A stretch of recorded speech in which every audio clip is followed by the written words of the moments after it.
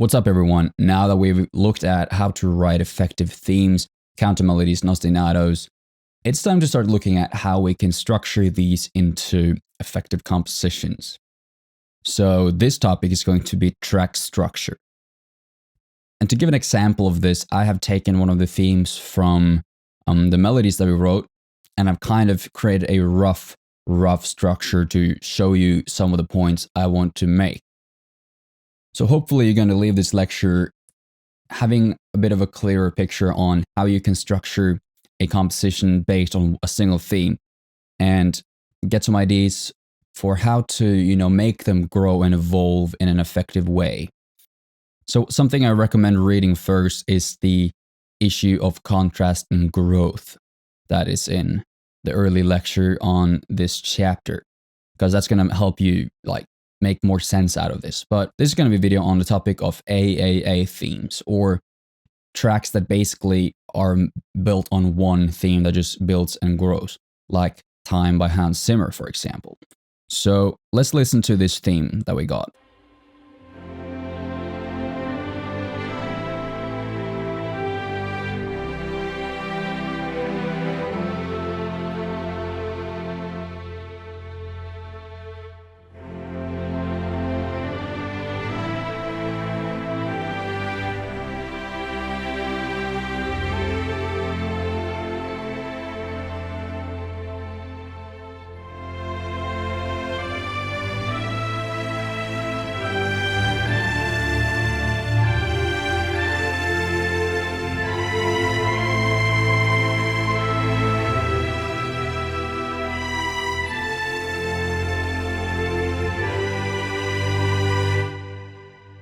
So that's the basic theme, right? That's the chords and the melody, nothing more. And again, I don't want you to worry too much about the actual orchestration. I just have my sketch tracks here, which is a different topic. It's something I'm going to be covering on a different occasion. This is just set up to give you a better idea of what I'm doing is actually doing to the track, because it's kind of hard to imagine all of these things if I'm only working with the piano. So I've kind of made, these quick little sketches to give you a better idea of what these principles are going to do to your piece of music. So this is our theme with chords and melody, just really roughly recorded. So when I have this theme, I need to think about, okay, how do I take this from a beginning through a development and then into some kind of climax? Because you need to take the listener on some kind of journey. It needs to start somewhere and end somewhere different. And to make sure people don't get super bored, it needs to grow and evolve through the whole piece. And since we only have one theme, the main ways of doing this is through arrangement, dynamic, and basically the instrumentations. So I've been talking about the concepts of contrast and growth. In this case, it's mostly going to be about growth, because we're not going to have any contrasting themes or things like that, at least not so far. So everything is going to be about making it grow and evolve. And the ways we can do that is through the two concepts of complexity and power, or energy. And since we only have a melody and chords here, we have quite a lot to grow on in terms of the complexity. So what I would probably do for the next section is to introduce the counter melody, which you see I've done here in just the horns. And the counter melody, let me just play that, and the melody together sounds like this.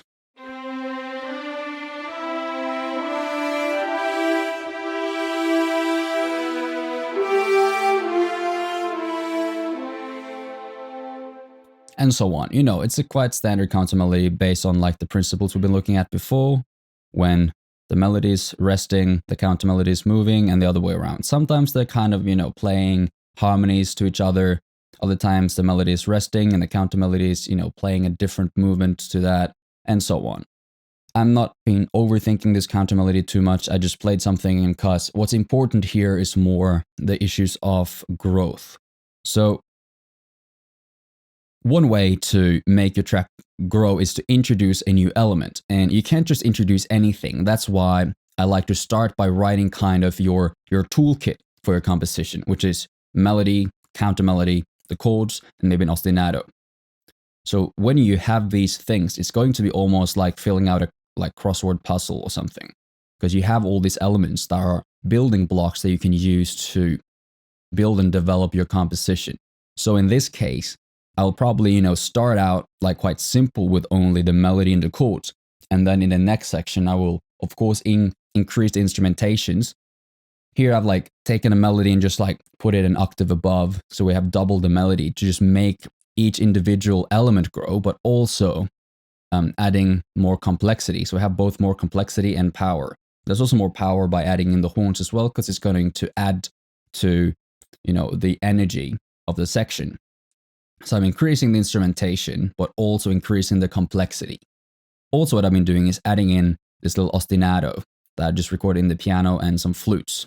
And this is also really rough, by the way, but it sounds like this.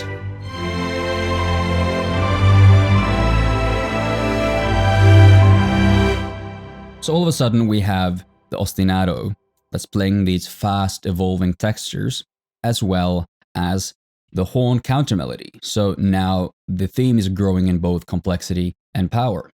And this is a way to, keep it interesting and also make it grow in a very steady, predictable way. Okay, so now we've like figured out a way to make things bigger. This is the basics of what you should do. You just need to introduce new elements as you progress through the piece, and also increase the dynamics of what's already playing. So each instrument can play louder, or you can add more instruments, doubling the exact thing the other instruments are playing. And this is something I'm going to get back to in the orchestration chapter, but I want you to remember these things. Make it more complex, or make it louder, or both. But, there's a big but here. You will reach a limit where you cannot really go that much louder without things being, a bit weird or almost like over dramatic.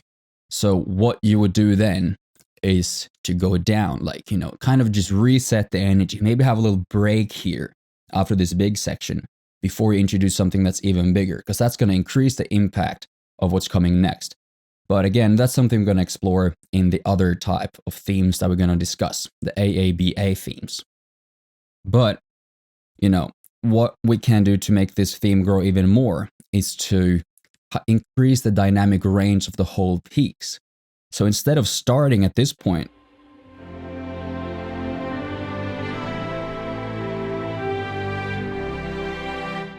which is, fairly complex, there's a lot of harmonies, a lot of melody and stuff going on, and it is a whole string section playing.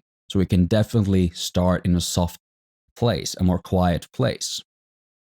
So what we could do is to simply, grab a piano and a pad and just make the most minimal version of this theme we can. So maybe that would be something like this.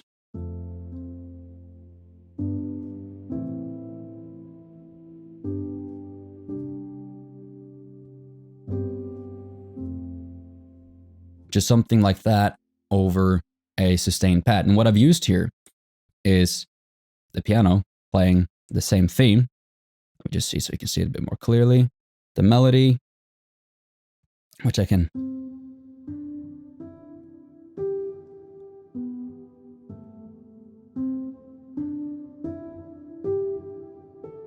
the basic melody just with chords in the piano. So simple, minimal, soft piano arrangement. And I've just added some of my atmospheric textures that's in the sample pack included in this course, just under it to give it space and make it a little bit more lush and interesting. So now, instead of going louder, we've kind of, made it start quieter. And this is going to increase the dynamic range of the whole piece. Because suddenly this is going to sound bigger because the listener has been accustomed to this dynamic.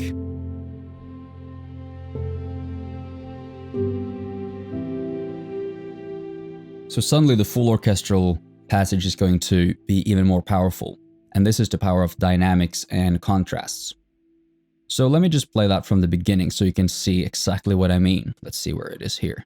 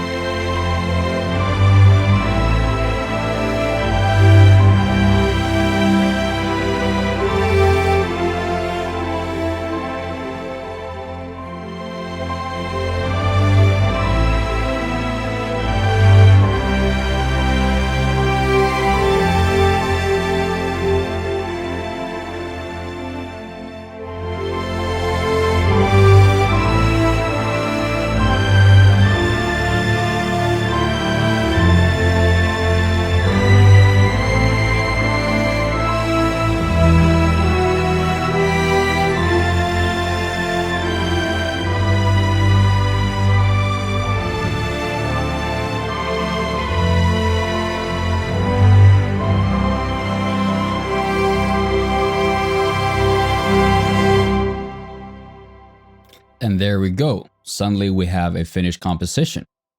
So, I just want to note that some of you might have realized I kind of changed the composition a little bit at the end, create a little tail that just extended and ended on a final note that finished the composition. But that's just an optional little choice I did to, feel it, make it feel a bit more resolved.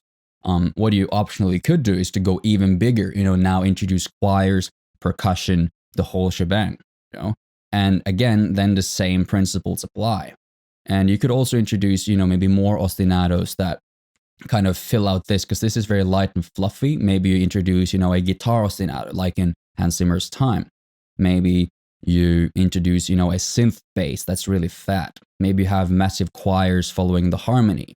Maybe, the sky's the limit here. But my point is, if you wanted to continue from here, have to make sure that, two things happen. It needs to grow in complexity or power. And how you do that is up to you. It's just like, as long as you do that, the track is going to, remain interesting. And if you fail to do that, the track is kind of going to fall flat, and that next section is going to feel redundant. So before you add any more sections to your piece, make sure that it actually serves some kind of purpose. Because you want to make the final part of the piece to feel like it's essential. It has to be there. That's where you're trying to arrive. So all these are ways that you can do that. And I've showed you how you can make something bigger based on our main theme, but also how you can make these sections sound louder by adding something that's even softer in the beginning.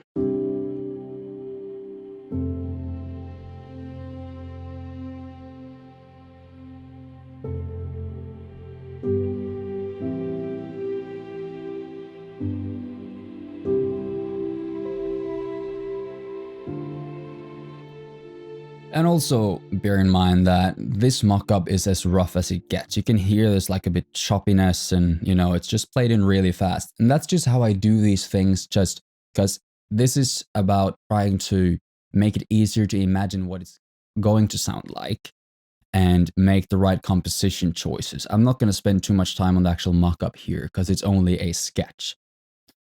But it does serve the purpose of kind of giving me an image of what it might sound like and what elements I need to introduce where to keep it interesting. So that's my tips when it comes to creating AAA themes.